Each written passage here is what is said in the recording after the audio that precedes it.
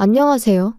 주제 파악도 못하는 시댁 식구들한테 아주 진저리가 나서 이혼하게 된 30대 여성입니다. 지난 제 결혼 생활을 돌이켜보자면 저도 정말 뭐에 눈이 멀었던 건지 무슨 영광을 누리겠다고 그런 대접을 받으면서도 꾸역꾸역 버텼던 건지 모르겠어요. 아니, 솔직히 말하면 무서웠어요. 이혼을 한다는 게, 이혼녀가 된다는 게. 제가 얼마나 대단한 사람은 아니지만 그래도 학창 시절부터 결혼할 때까지 저를 부러워하는 친구들이 꽤 있었거든요. 그래서 제가 어디 가서 제 입으로 말은 안 했지만 그래도 나 정도면 괜찮은 인생이라고 생각했던 게 사실이에요. 이렇게 적고 나니까 스스로가 훨씬 한심하게 느껴져서 헛웃음이 다 나오네요. 남편하고는 미국에서 만났습니다. 저는 당시 회사 생활을 하다 뒤늦게 어학연수를 시작한 상황이었고 남편은 석사 과정을 밟고 있었죠. 그런데 저희가 있던 지역이 뉴욕이나 LA에 비해 한국 사람이 많지가 않았거든요. 그리고 아이러니하게도 소위 머릿수가 적으니까 더더욱 한국 사람들끼리 똘똘 뭉쳐야 된다 그런 분위기였어요. 그런데 저는 다니던 직장까지 때려치고 떠난 어떻게 보면 꽤나 뒤늦은 어학연수였기에 나름대로 굉장히 비장했거든요. 그래서 한국에 관한 건 쳐다도 보지 말아야지. 아주 작정을 하고 갔었죠. 하지만 향수병이라는 거 무시할 게 못 되던걸요? 처음 한 반년은 그냥 거리만 걸어 다녀도 즐겁더니 언젠가부턴 이러나 저러나 나만 혼자인 것 같아서 쓸쓸하고 이런 생활을 2년을 해야 한다 생각하니 갑갑하고 회사는 왜 때려쳤나 싶고 별의별 생각이 다 들더라고요. 아무튼 그때 누가 저한테 한인 커뮤니티를 소개시켜줬어요. 거기 가면 비슷한 또래들을 꽤 만날 수 있을 거라면서요. 그래서 그래 믿져야 본전이지 하는 생각으로 나갔는데 정말 듣던 대로 제 또래가 제법 있는 게 아니겠어요? 그리고 그때부터 그 외로움과 쓸쓸함도 조금씩 덜해져 가더라고요. 하지만 결론부터 이야기하자면 저는 결국 계획보다 일찍 한국에 들어와야만 했습니다. 아버지께서 갑자기 쓰러지시면서 순식간에 여러 가지로 상황이 복잡해졌거든요. 어머니는 아버지가 당장 돌아가시는 것도 아닌데 유난 떨지 말라고 신경 쓰지 말고 계획대로 하라셨지만 그렇게 10개월의 짧은 어학연수를 마치고 한국에 들어와 그래도 다행히 저는 예전보다 나은 조건의 직장에 들어갔어요. 아버지도 금세 건강을 되찾으셔서 예전만큼은 아니었지만 그래도 일상생활이 가능하신 수준으로 회복되셨고요. 그래서 이후로 미국 생활에 대한 짧은 추억은 가슴 한켠에 묻어두고 다시 하루하루 일상을 보내기 시작했지요. 그런데 그렇게 귀국한 지 어느덧 2년이 지났을 무렵 이메일 한 통을 받았는데 바로 남편이었습니다. 한국에 돌아오게 됐는데 가면 만나주겠냐대요? 그때만 하더라도 저는 좀 의외다 싶었지만 한편으론 그래도 나를 기억해준다는 사실이 반갑더라고요. 그래서 그러자 한번 보자 했지요. 그리고 몇 번의 이메일을 주고받은 뒤 마침내 광화문에 있는 한 카페에서 만남을 가졌는데 남편이 저한테 호감이 있어서 언제 한번 데이트 신청을 하려고 했는데 어느 날 갑자기 제가 사라져버렸다고 깜짝 놀랐다는 거예요. 그러더니 이렇게 다시 만나게 돼서 너무 기쁘다며 앞으로도 자주 보자고 그러더군요. 그땐 몰랐죠. 그런 대화를 계기로 저희가 부부의 영까지 맺게 될 줄은. 사귄 지 4년 만에 결혼 이야기가 오가기 시작했어요. 둘 다 적은 나이가 아니었지만 남편이 한국에 돌아와서 자리를 잡는데 꽤 오랜 시간이 걸렸거든요. 남편은 계속해서 금융권에 문을 두드렸지만 기회가 쉽게 주어지지 않았습니다. 그리고 남편은 그런 상황을 좀처럼 받아들이지 못하는 눈치였어요. 제가 자격증이라던가 뭔가 좀 공부를 더 해보는 게 어떻겠냐고 조언도 했지만 들으려고 하지 않았고요. 그러다 결국 3년 만에 제가 지인에게 부탁하여 모 어학원에서 강사로서 일하게 되었죠. 그런데 당혹스럽게도 남편은 생각보다 꽤나 만족하는 눈치였습니다. 그리고 시댁에 인사를 드리러 갔던 날 또 한 번 저는 황당함을 금치 못했는데 그건 바로 어머님이 보여주신 태도 때문이었어요. 어머님께선 저희 친정부모님이 무슨 일을 하시는지 궁금해하셨고 저는 사실 그대로 말씀드렸습니다. 두 분이서 작은 철물점을 하고 계시다고요. 그랬더니 어머님 하시는 말씀이 요새도 그런 걸로 밥 벌어먹고 사는 게 가능하냐시대요. 어이가 없었죠. 하지만 처음 뵙는 자리에서 제가 기분 나쁜 티를 내기도 그렇고 뭘 구구절절 설명하기도 그렇고 그래서 그냥 두 분 노후 준비는 되어 계시다는 정도로 적당히 대답했어요. 그런데 어머님은 제 대답은 듣지도 않으시고 이 집안 그러니까 시댁 말이에요. 레벨이 다르답니다. 교육자 집안이라고요? 그런데 알고 보니까 아버님은 학교 행정실에서 근무하셨는데 당시 불리시던 호칭이 행정실 선생님이었기에 선생님이다. 그러니까 교육자다 이거였고 어머님은 젊은 시절에 방문교사를 하셨었다대요. 여기서 잠깐 제가 직업에도 급이 있다 그런 얘기를 하는 건 절대 아닙니다. 다만 어머님이 너무 스스로를 시댁 식구들을 과대평가하고 있었다는 걸 말씀드리는 거예요. 게다가 남편에게는 위로 4살 많은 신우가 있었는데 제가 시집 올 때부터 남편과 이혼할 때까지 딱 2번, 그것도 3개월도 안 되는 기간 동안 과외를 했던 게 전부였거든요. 그런데도 어머님은 항상 신우를 전문 과외 선생님이라며 소개하셨으니 제가 다 민망하고 당혹스럽더라니까요.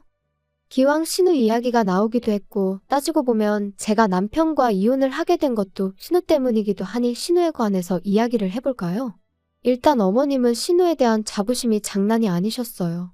사실상 12년의 미국 유학 생활의 결과물로 가져온 건 미국 시골 주립대 졸업장이 전부였는데 그래도 어디 가시면 꼭 무려 미국에서 12년이나 공부를 했다면서 엄청난 엘리트처럼 표현하시더라고요.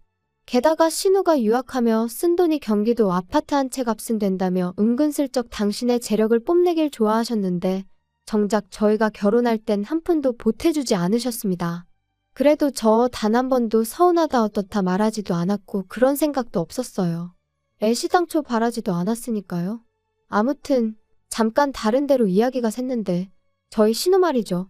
아무리 어머님이 밖에서 이런저런 미사여구를 덧붙여 자랑을 하고 다니셨어도 현실은 나이 38살에 계속 부모님한테 손 벌려 용돈 타쓰는 한마디로 그냥 백조였어요.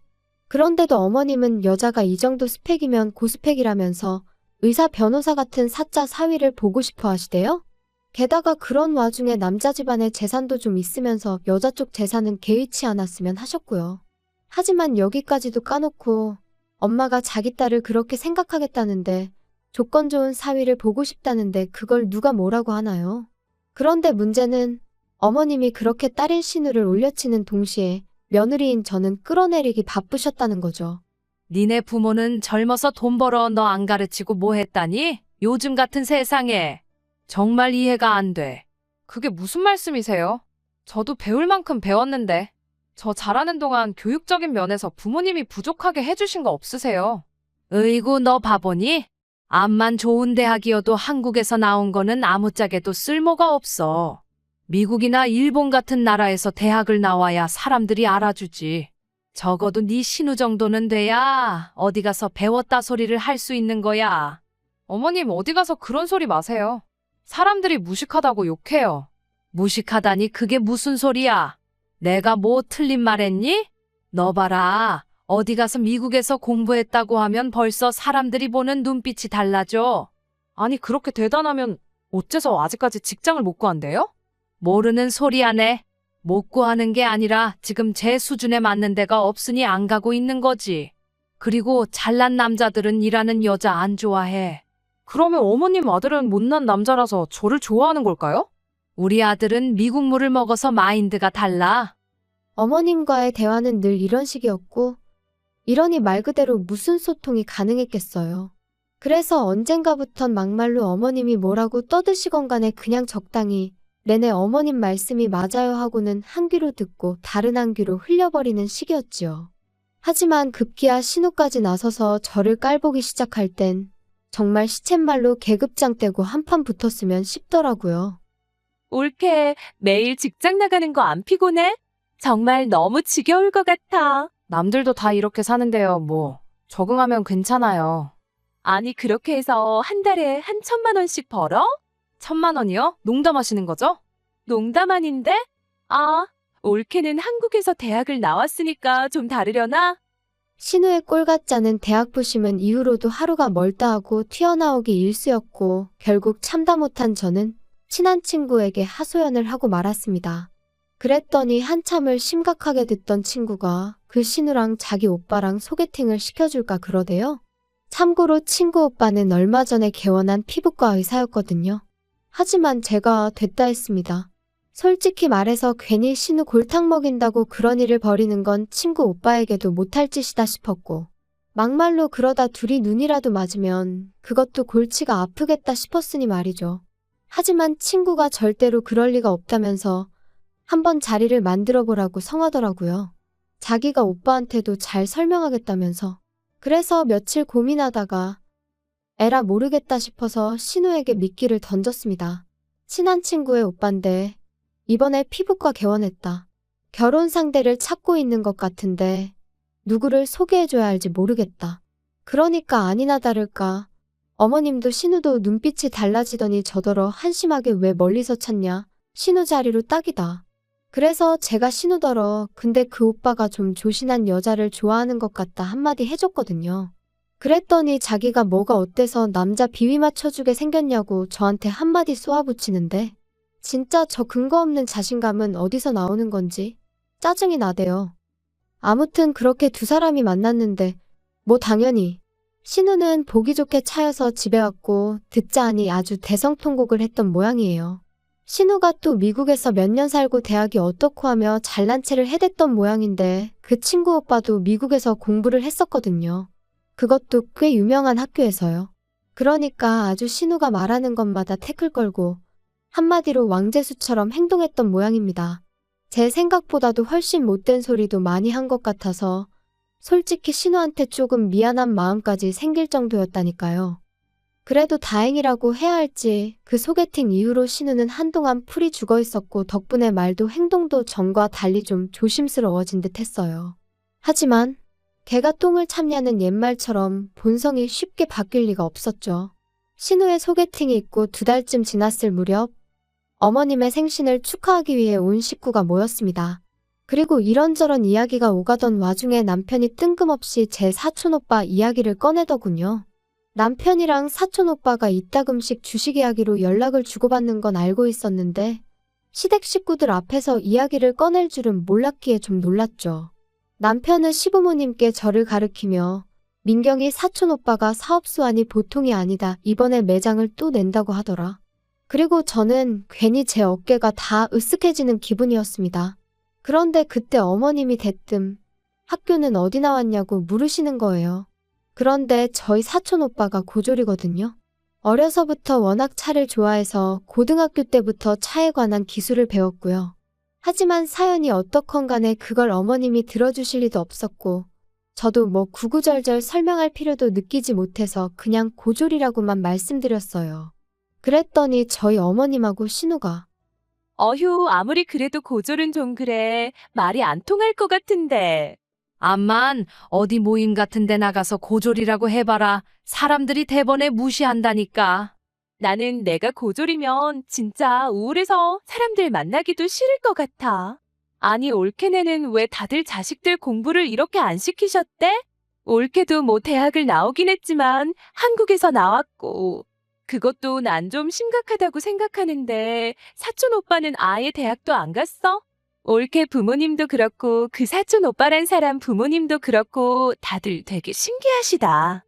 이후로는 무슨 대화가 오갔는지 잘 기억도 나질 않아요. 괜히 분한 마음에 눈물까지 나올 것 같았는데 그랬다간 정말 놀림거리가 될 것 같아서 정말이지 손톱이 파고들 정도로 주먹을 쥐고 분만 삭히고 있었으니까요. 그리고 그렇게 집에 도착하니 남편이 기껏 한다는 소리가 신우가 아기가 있어서 그런 소리를 한 건 아닐 거라나요? 어이가 없어서. 설령 아기가 없었다고 해도 나이가 내일 모레면 40인 사람이 할 말 못할 말 분간도 못해? 너도 말을 그렇게 하면 안 되지. 그래도 내 누난데 사람이 뭐냐 사람이. 그나마 요간한 걸 다행인 줄 알아. 그리고 나도 그럼 한번 아기는 없다 하고 웃으면서 신우 속 한번 긁어볼까? 나는 뭐 그렇게 할 줄 몰라서 가만히 있는 줄 알아? 아무리 그래도 너 선은 넘지 마. 우리 누나야. 난 네 마누라야. 넌 너무 예민해. 우리 엄마도 누나도 가식 없는 성격이라 그런 거지. 너 뭐 기분 나쁘라고 그런 거 아니라니까. 가만히 있으면 중간이나 가지. 다른 때는 그래도 눈치라도 보더니 남편도 미쳤는지 헛소리나 찍찍해대고 나중에 한다는 말이 어머님 생신인데 제가 고개만 푹 숙이고 있는 게 너무 얄미워서 그랬다곤 했지만 애시당초 원인 제공은 어머님하고 신우가 했으니 미안한 마음이라곤 요만큼도 들지 않았어요. 그래서 그날 이후로 며칠 동안은 남편을 본체만 체하며 지냈거든요. 그랬더니 답답했는지 나중엔 자기가 미안하다고 사과를 하긴 하더라고요. 한편 그 무렵 저는 사촌 오빠로부터 뜻하지 않은 선물을 받게 되었습니다. 중고가로도 무려 1억이 넘는 자동차였죠. 기쁘기보단 당황스러워서 이걸 나를 왜 주냐 물으니 일단 자기가 새 차를 뽑기도 했고 그러면서 하는 말이 이모가 아팠을 때 제가 병간호를 해드린 게 너무너무 고마웠다나요? 그래서 이런저런 이유로 저한테 주고 싶었다면서 팔고 싶으면 팔아도 된다 그러는데 이걸 받아도 되나 싶어서 결국 이모한테 전화를 했더니 오빠가 준 거니 기분 좋게 받으면 된다 그러시더라고요. 그래서 오빠랑 저랑 한 일주일 정도 실랑이를 한 끝에 제가 타기로 했어요. 그런데 남편이 너무 부러워하는 거예요. 그리고는 자기도 끌고 다니게 해줄 거냐는데 마음 같아선 솔직히 안 된다고 하고 싶었거든요. 그런데 한편으론 내가 너무 치사한가 싶어서 결국 그러라고 했죠. 그리고 그렇게 차를 넘겨받고 꼬박 한 달째 되던 날 아버님 생신이었어요. 차를 끌고 가면 오히려 더 막힐 것 같아서 지하철로 가자니까 저더러 뭘 모른다며 시내를 다닐수록 비싼 차를 끌어야 된다고. 사람들이 다 알아서 비켜준다나요? 아무튼 결국 남편의 고집을 이기지 못하고 그렇게 강남까지 그 차를 끌고 갔습니다. 그리고 주차장에서 차를 떼고 내리는데 건너편에서 시부모님과 신우가 저희를 보고 있더라고요. 일단 식당 안으로 들어와 자리를 잡고 앉았습니다. 그리고 아니나 다를까 잘 지냈냐 뭐 그런 인사도 없이 대뜸 신우가 좀 전에 그 차 뭐야? 차 뽑았어. 그거 1억 넘잖아. 너네 그럴 돈이 어딨어서 차를 뽑았어? 그럴 리가. 저번에 말한 민경이 사촌 오빠, 그 형님이 주신 거야.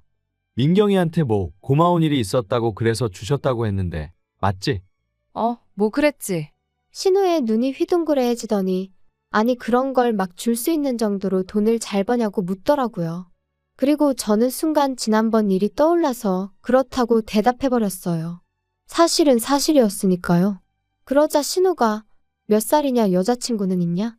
그때부터 은근슬쩍 5만 가지 질문을 다 하대요. 그러더니 급기야 며칠 뒤 어머님이 저더러 따로 좀 만나자 하셔서 나갔더니 신우랑 둘이 나오셔서는 저희 사촌 오빠랑 신우랑 소개팅 자리를 만들어 보라고 하셨습니다.